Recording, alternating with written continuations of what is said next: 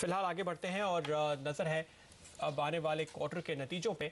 जिस तरह के संकेत लगातार मिल रहे हैं पिछले तिमाहियों को देखते हुए, इस बार एनालिस्ट क्या अनुमान लगा रहे हैं ये हम समझने की कोशिश कर रहे हैं।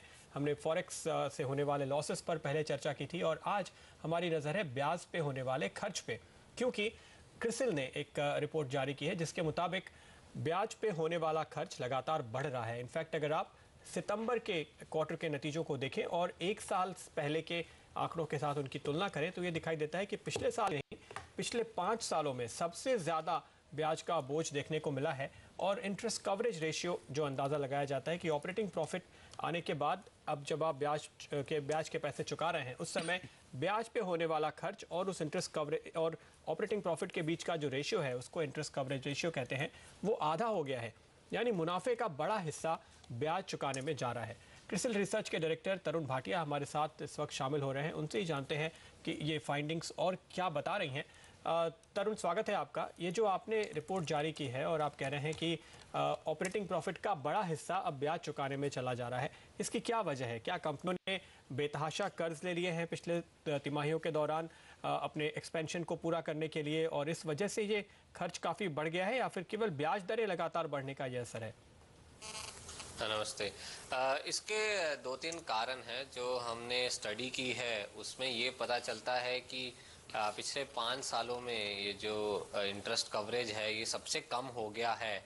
और इसका सबसे बड़ा कारण है कि जो इंटरेस्ट रेट है वो पिछले 2 साल में लगातार बढ़ता जा रहा है और अभी उसका असर कंपनीज के प्रॉफिट और लॉस स्टेटमेंट में दिखाई दे रहा है। दूसरा ये कि इंटरेस्ट बढ़ रहा था लेकिन कंपनीज ग्रो भी अच्छा कर रही थी। अगर आप देखें सेल्स या जो टॉप लाइन ग्रोथ होती है 25 से 30% की ग्रोथ लगातार दिखा रहे थे, लेकिन अब वो ग्रोथ थोड़ी स्लो हो रही है क्योंकि ग्लोबल कारणों की वजह से इंटरनल रीजंस की वजह से जीडीपी ग्रोथ कम हो रही है। हमने अपनी टारगेट भी जीडीपी की 7 कर दी है 7.6% से। तो इसका असर अभी टॉप लाइन पे आएगा और उस वजह से जो ब्याज है उसका वजन बहुत बढ़ जाएगा और कंपनीज को वो इंटरेस्ट देने में दिक्कत हो सकती है।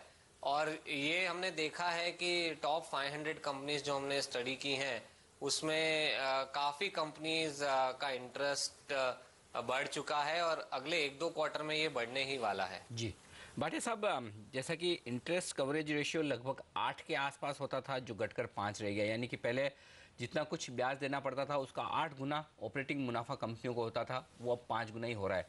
लेकिन 5 का जो इंटरेस्ट कवरेज रेशियो है इसमें कहीं कोई रिस्क दिखती है कंपनियों की तरफ से कि वो इंटरेस्ट पेमेंट पर डिफॉल्ट कर दे?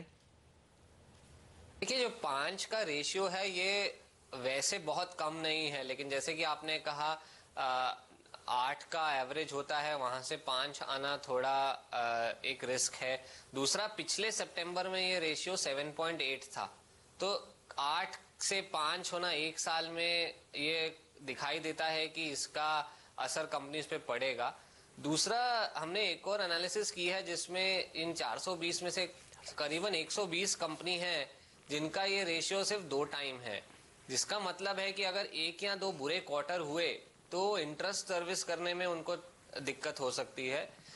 दूसरी बात ये भी है कि अगर वो इंटरेस्ट सर्विस कर भी दें, क्योंकि ज्यादा पैसा अभी इंटरेस्ट में जाने वाला है, कंपनीज की ग्रोथ और स्लो हो जाएगी क्योंकि ग्रो करने के लिए जो पैसा है अभी मार्केट में मिल नहीं रहा, ना लोन मिल रहा है आसानी से, ना इक्विटी मिल रहा है, और जो प्रॉफिट बनाते थे वो भी अभी ब्याज में चला जाएगा, तो कंपनीज के ग्रो होने में थोड़ी और दिक्कत हो सकती है। लेकिन अब ज़्यादातर इकोनॉमिस्ट जो हमसे बात कर रहे हैं उनका ये कहना है कि आप मान के चल सकते हैं कि इस क्वार्टर के आखिर तक कम से कम ब्याज दरें घटनी शुरू हो जाएंगी। तो अब जब आप यहाँ से आगे देख रहे हैं तो क्या लगता है आपको, दिसंबर क्वार्टर जो इमीडिएट जिसके नतीजे अभी आने वाले हैं, फिर मार्च क्वार्टर, इस दौरान ये सिचुएशन और ख़राब होगी और बिगड़ेगी?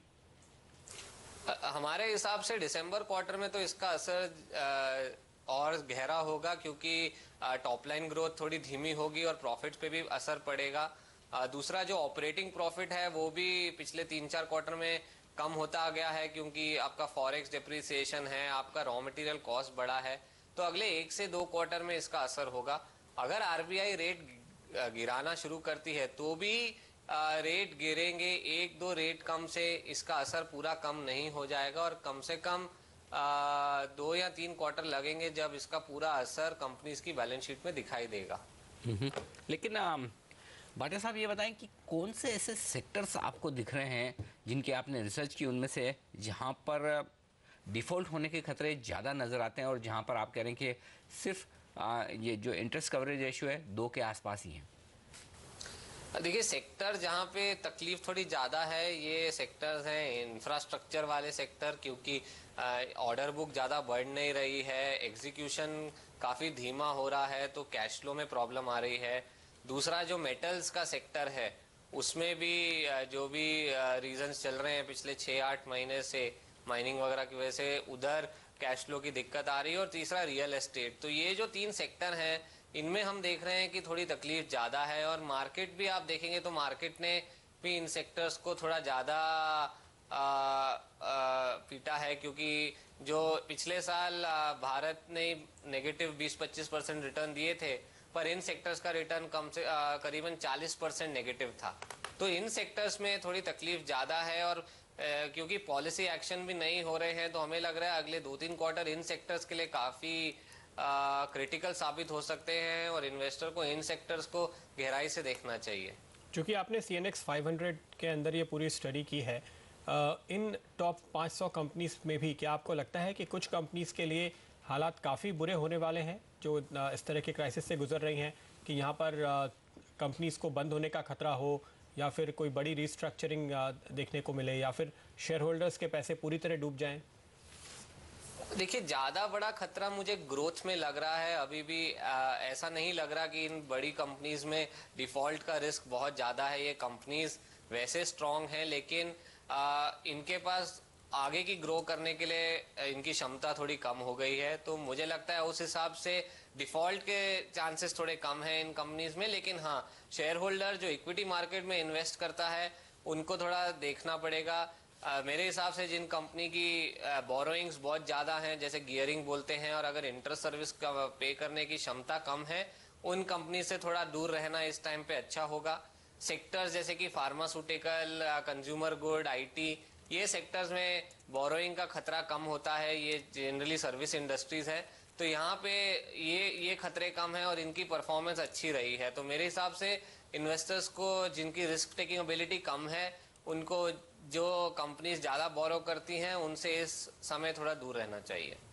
ओके, शुक्रिया तरुण आपका हमारे लिए वक्त निकालने के लिए। तो तरुण भाटिया क्रिसिल की ये कह रहे हैं कि हालांकि बाजार अब ये बातें करने लगा है कि ब्याज दरें बढ़नी जल्द ही बंद हो जाएंगी और बल्कि आप रेट कट होते हुए देखेंगे, लेकिन एक बार रेट कट शुरू हो जाए उसके बाद भी 2 या 3 क्वार्टर्स कमज़ोर रहने वाले हैं। यानी अभी फ़िलहाल हम दिसंबर क्वार्टर के नतीजों का इंतज़ार कर रहे हैं, लेकिन तरुण की राय में दरअसल अगले जून सितंबर तक के नतीजे भी आपको ये दिखाएंगे कि ब्याज के बड़े बोझ के चलते कंपनियों के मुनाफे पर दबाव रहेगा। और ये बात ज़्यादातर जो S&P 500 की बड़ी 500 कंपनीज हैं उनका एनालिसिस करके वो बता रहे हैं। तो उन कंपनियों में निवेश बेहतर जहां पे कर्जे कम हैं।